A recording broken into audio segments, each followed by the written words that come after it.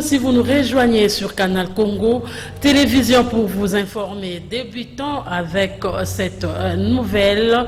Une question d'actualité est adressée ce mardi 19 octobre 2021 au ministre national de la Défense et ancien combattant sur l'incursion de l'armée étrangère sur le territoire congolais dans la province du Nord Kivu à la date du 18 octobre 2021 par le député national Jackson Awuse Afi Ingoto.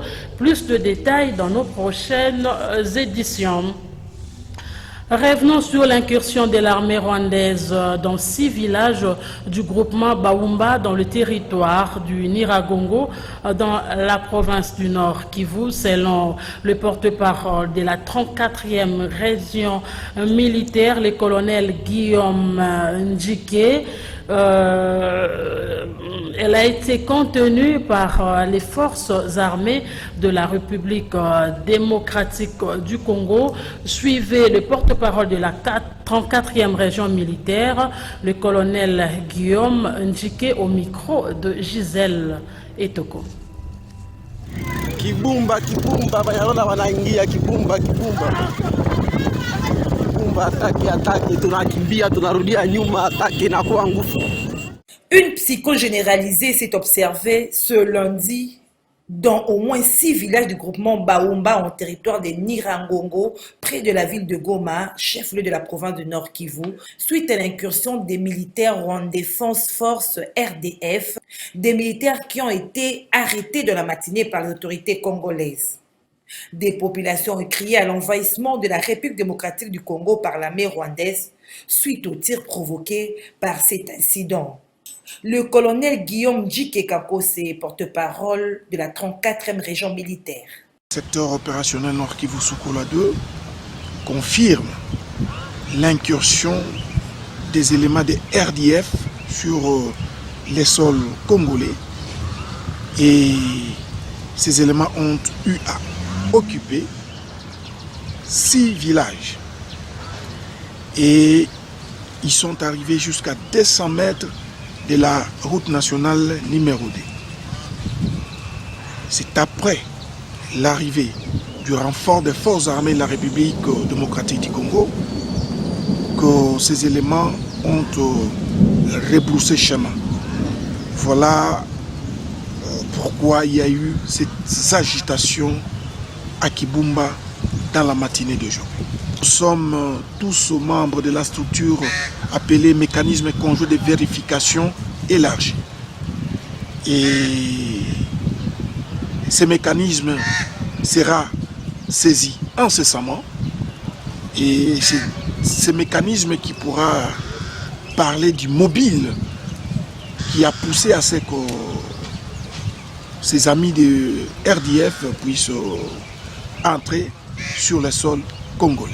Tenez que nous avons récupéré une arme des éléments de RDF que nous allons présenter incessamment à la presse, mais aussi nous avons enregistré des pillages d'après les informations que nous avons. Donc dans leur retranchement, il y aurait eu pillage. Donc voilà ce que vous devez retenir.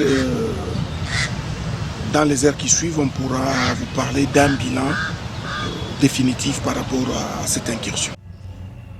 Tout à fait autre chose. L'entérinement des membres du bureau de la centrale électorale par les élus du peuple lors de la plénière du week-end dernier à l'Assemblée nationale n'a pas laissé indifférent le secrétaire général de Ensemble pour la République de Moïse Katumbi qui qualifie cet acte d'irresponsable. Il est interrogé par Dadi Luindambo. Je voudrais rappeler que à l'occasion de ces négociations, l'approche de désigner les gens par groupe parlementaire avait été proposée par nous. Elle a été rejetée par le président de l'Assemblée nationale et ceux qui l'accompagnaient dans la négociation. Parce que si on suivait cette approche, eh bien la famille ensemble allait se retrouver avec 2 postes au bureau, le 2e et le 4e.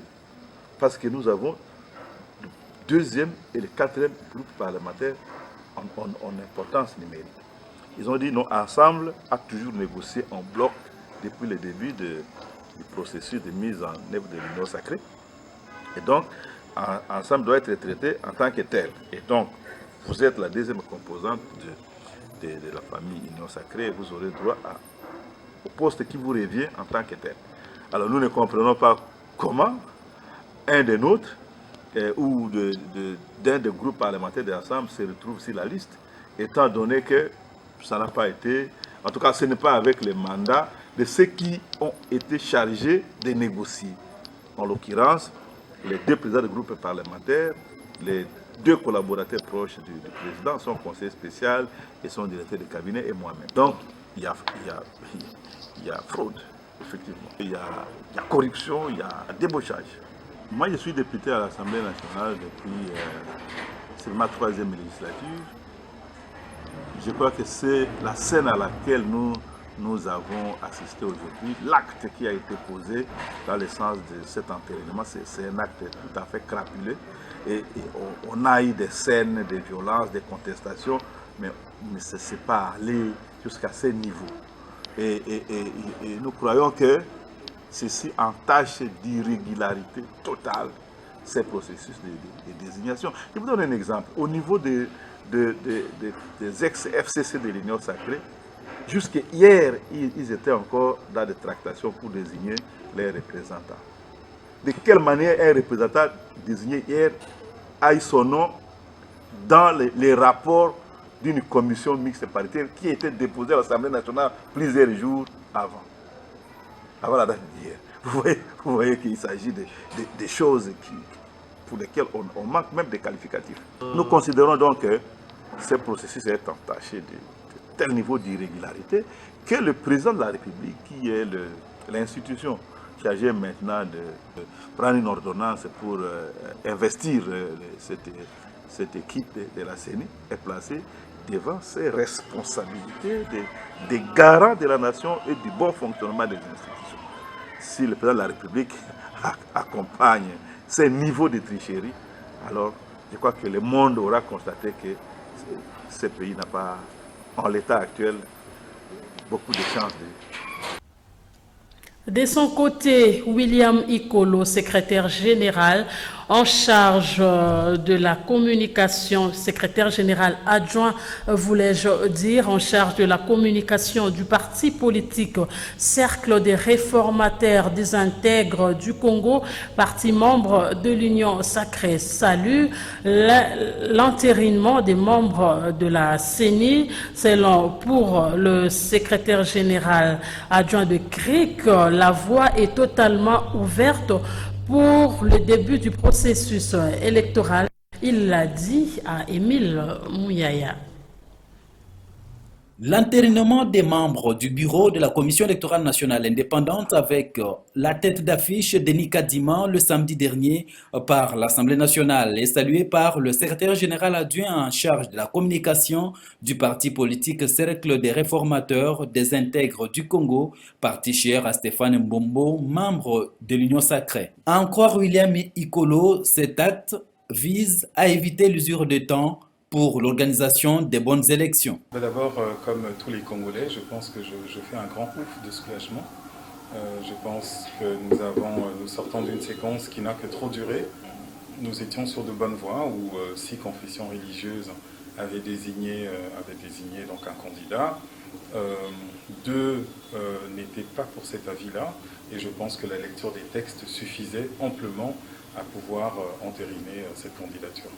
Je pense que pour une question toute simple, c'est qu'il y a beaucoup de personnes dans ce pays qui ont considéré que nous pouvons enfin entrer dans une phase qui est indispensable parce que n'oubliez jamais que derrière le mur des élections se trouve la situation sociale des Congolais. Derrière ce mur des élections se trouve la solution à pas mal de problèmes. Il y a des familles qui souffrent, il y a des millions de Congolais qui sont dans une attente de l'action publique et cette action publique était suspendue au bon vouloir de quelques individus, c'était inacceptable. Qui peut parler de forcing aujourd'hui alors que le pays est suspendu sur le sort de quelques personnes, quelques individus à peine? Qui peut parler de forcing? Qui peut parler de forcing lorsque il faut simplement lire la loi? Il faut lire simplement les articles. Pourquoi ces articles sont là? Est-ce que c'est le président Félix Antoine Tshisekedi qui a composé ces articles? Non. Il faut simplement s'en référer aux textes. Et les textes sont clairs. Les textes ont, Dieu merci, prévu qu'en cas de blocage, il y avait la majorité qui pouvait soumettre le non. C'est ce que cette majorité a fait. Et du reste, je pense que l'Assemblée nationale a pris ses responsabilités et n'a fait que de s'acquitter d'un devoir. Et pour boucler ce chapitre, l'entérinement des membres de la CENI ne peut qu'attrister tout Congolais qui aspire à la consolidation de la démocratie. C'est en ces termes que s'est exprimé l'abbé Donatien Chollet, président de la plateforme Confession religieuse et secrétaire général de la CENCO. Il a été joint au téléphone par Émile Mouyaya. Ce qui s'est passé à l'Assemblée nationale ne peut qu'attrister tout Congolais qui voudrait voir ce pays avancer dans la consolidation de la démocratie. On se rend bien compte qu'on fait un pas en arrière et c'est triste. Mais si on regarde le passé, on se souviendra qu'une bonne partie de ces députés n'ont pas été votés, mais ils ont été fabriqués dans les laboratoires de la CENI. C'est à cela qu'on voudrait nous amener. Est-ce que le président Félix prendrait la responsabilité historique de retourner le pays en arrière plutôt que de voler vers la démocratie? Il a encore une occasion, en tant que garant de la nation et la cohésion nationale, de se rendre crédible par rapport aux promesses qu'il a faites dans ce sens-là, notamment à l'issue des consultations nationales. J'ai du mal à croire que ce qui s'est passé au Parlement seraient les instructions qu'il a données au bureau du Parlement. Ça va se savoir. Si c'est ça, alors ça devient grave. On aurait affaire à un comité central du temps de Mobutu.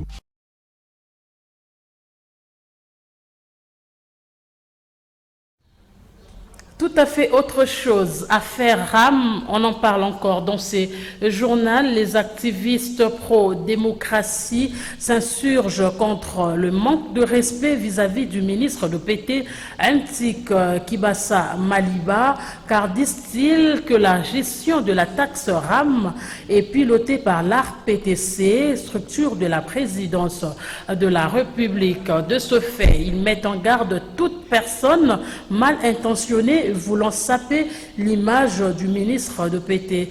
Ntik Dieudonné Kaninda est rapporteur. Suivez-le au micro de Maxime Makabou. Membres de différents mouvements citoyens et acteurs de la société civile et les collectifs des sportifs soutenant le chef de l'État, suivons avec indignation le débat sur la taxe RAM et nous insurgeons contre le manque de respect qui caractérise beaucoup de jeunes de la société civile et quelques députés nationaux, dont certains se prennent d'aller plus loin en traitant le ministre d'escroc et de tout le nom des oiseaux. Surtout que le RAM n'est pas une taxe, mais plutôt une rémunération de services dont la gestion quotidienne ne revient pas au ministre Kibasa, mais plutôt à la RTPC, qui est un service rattaché à la présidence de la République. Et quant à ce stade, s'il y a opacité dans la gestion des fonds, comme on veut le faire croire au monde, c'est plutôt l'RTPC de s'expliquer et non faire porter la croix à quelqu'un qui n'a rien à voir en cela. Après avoir suivi avec beaucoup d'attention les réponses du ministre devant les élus nationaux, nous comprenons qu'à ce stade actuel, la suspension de la dite taxe revient au gouvernement ou au sujet peut-être débattu en Conseil des ministres et la résolution être prise dans le sens de suppression de cette manière. Et quant à ce jour, il ne revient pas au seul ministre de PTNTIC de prendre une décision unilatérale supprimant le RAM. Ainsi donc, Étant au courant de tout ce manœuvre de manipulation de la jeunesse par les gens qui veulent à tout prix nuire et obtenir la tête du ministre Kibasa, nous mettons tout le monde en garde contre toute cette cabane montée contre le ministre et annonçons notre descente sur terrain dans les quelques jours pour apporter notre soutien à la taxe RAM, qui est une bonne initiative, et au ministre qui fait l'objet de lynchage médiatique pour ces bonnes actions menées à la tête de ce ministère. Écho des partis politiques, la structure affiliée au mouvement de libération du Congo, la dynamique Paul Djunga, a procédé le dimanche 17 octobre 2021 à l'installation officielle des membres du comité fédéral de cette dynamique dans la commune de Selembaou. Autre détail avec Maxime Makaboué et Yves Lechouangué.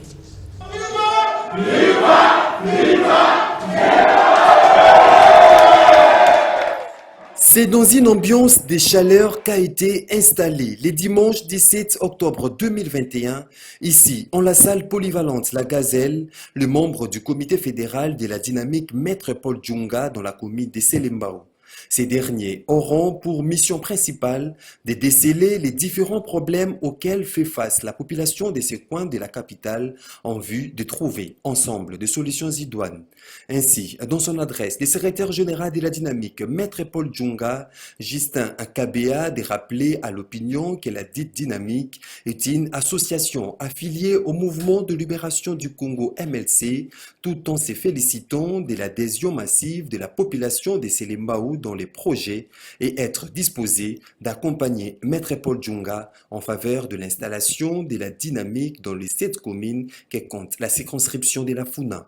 Ce qu'on peut retenir, c'est-à-dire, comme annoncé avant, la dynamique était en train de faire le travail de former, comme cela s'est toujours effectué dans le MLC. Nous sommes formés, nous avons effectué un travail de former et aujourd'hui nous sommes arrivés à implanter notre fédération au niveau de la commune de Selembaou.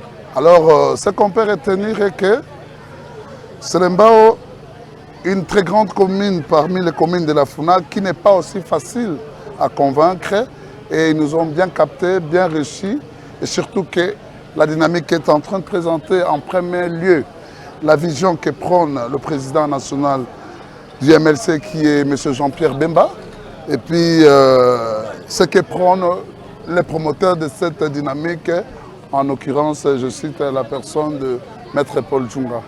Pour Maître Paul Djunga, coordonnateur national de la dynamique qui porte son nom, d'indiquer que le développement de la communauté n'a de sens que si la population se met à réfléchir ensemble. Ce n'est pas que l'État est ayaka, c'est vrai que l'État est garant. Il y a développement à Boka, mais chaque groupement, chaque communauté, il faut que se prendre en charge, que nous avons l'initiative peut évoluer. C'est l'essence justement, il y a dynamique, autonomie et changer et faire avancer la quatrième structure. Le comité fédéral de la commune de Selembaou sera dirigé par Espérant Mbokolo et secondé par Arsène Bamboka. Notez par ailleurs que la dynamique Maître Paul Djunga s'inscrit dans la droite ligne de la vision politique du mouvement de libération du Congo de Jean-Pierre Bemba Agombo. Début samedi de la campagne de sensibilisation et de conscientisation des Équatoriens sur leur avenir et leur devenir. Le go a été donné dans la commune de Limete au quartier Kingabwa par le président de l'association Grand Équateur en Marche, Didier Ekabela Litenge. Autre détail avec Lola Kinyama. Le président du Grand Équateur en Marche reprend son bâton de pèlerin, cette fois-ci à travers la campagne de sensibilisation et de conscientisation des Équatoriens sur leur avenir et leur devenir à travers les 24 communes de la capitale. Point de départ de cette campagne, la commune de Limete au quartier Kingabwa. Nous sommes partis d'un constat selon lequel les Équatoriens veulent vivre leur propre vie et refusent de vivre l'histoire. L'histoire des Équatoriens est bien connue de tous les Congolais. Ce sont des laissés pour compte dans tous les gouvernements qui se sont succédés depuis l'arrivée de Moïse Kabila jusqu'à ce jour. C'est comme ça que nous nous sommes décidés avec le comité directeur de nous mobiliser, de sensibiliser les Équatoriens afin qu'ils prennent conscience du sort qui est le leur et qu'ils deviennent compétitifs et participent réellement à la formation de la richesse nationale comme tous les Congolais. Et résoudre évidemment tous les problèmes sociaux qui se formatent et qui se dirigeantent au niveau de l'Équateur et qui divisent les Équatoriens entre eux. C'est une foule immense qui adhère à cette vision de Didier Kabila Litenge qui veut voir les Équatoriens devenir compétitifs et vivre leur histoire. Quelques participants à cette cérémonie de lancement de cette campagne n'ont pas manqué de mots. Lelo toyambi président ya Grand Équateur en marche ayaki visite na Kingabwa pour na kolendisa ba libota apesa mateya oyo kokakalakisa na bandeko po bamiye ba mutu na mutu valeur na ye na kati ya société. Yango ayaki lelo toyambi na sengo toyoki nyonso ya tei pona kolendisa surtout ba jeune o baza okanisa ke baza na tina te na mboka oyo mais baza na valeur malamu soki bayebi komibatela soki mpe bakotosa oyo batangisi bango. Toyaki likama mabete ezali kama président yaki ya Bangala ayaki asolana libota na kati Bangala tosolone na famille esuki pe na ndenge ya kimia. Équateur koma nile Équateur asala nini yango biso ba mama tozana na kanda tozana pasi na motema likambo Équateur ezolekela biso eolekela biso masuwa ezate tokoma mona pasi bongo likambo wana Équateur ekufa kaka boy Didier Kabila telema n'Équateur telema lokolo yeko sitangisa Équateur biso totie yo liboso biso toza na sima na yo tokobonda nzambo Équateur azongisa bolingo ne na kati Équateur pe Équateur ezonga na bomoko bakaboli biso tokoma ba partage au côté Équateur ezala bote toza mama. Et puis, l'Organisation mondiale de la santé, OMS, a publié le lundi 18 octobre le rapport mondial sur la tuberculose. Selon ce rapport, la pandémie de Covid-19 a annulé des années de progrès dans la fourniture des services essentiels de lutte contre la tuberculose et la réduction du fardeau de la maladie. Nancy Ileka pour plus de détails. L'Organisation mondiale de la santé exprime sa grave préoccupation concernant les conclusions du rapport mondial sur la tuberculose 2021 publié ce lundi 19 octobre. De ce fait, l'OMS appelle à un financement accru et à se concentrer sur la sauvegarde de la vie des millions de personnes atteintes de tuberculose. Selon le dit rapport, la pandémie de Covid-19 a annulé des années de progrès dans la fourniture des services essentiels de lutte contre la tuberculose et la réduction du fardeau de la maladie. Les cibles mondiales de lutte contre cette maladie sont pour la plupart en retard, bien qu'il y ait quelques réussites nationales et régionales. L'impact le plus évident est une baisse globale importante du nombre de personnes nouvellement diagnostiquées avec la tuberculose et notifiées. Ce chiffre est passé de 7 millions en 2019 à 5 millions en 2020, une baisse de 18% par rapport au niveau de 2012 et bien en deçà de quelques 10 millions de personnes qui ont développé la tuberculose en 2020. 16 pays représentaient 93% de cette réduction avec l'Inde, l'Indonésie et les Philippines les plus touchées. Les données provisoires jusqu'en juin 2021 montrent les déficits persistants. L'accès réduit au diagnostic et au traitement de la tuberculose a entraîné une augmentation des décès dus à la tuberculose. Les meilleures estimations pour 2020 sont 1,3 million de décès dus à cette maladie parmi les personnes séronégatives et 241 000 supplémentaires parmi les personnes séropositives. Le total combiné revenant au niveau de 2017. Les baisses de l'incidence de la tuberculose enregistrées au cours des années précédentes se sont presque arrêtées. Ces impacts devraient être bien pires en 2021 et 2022.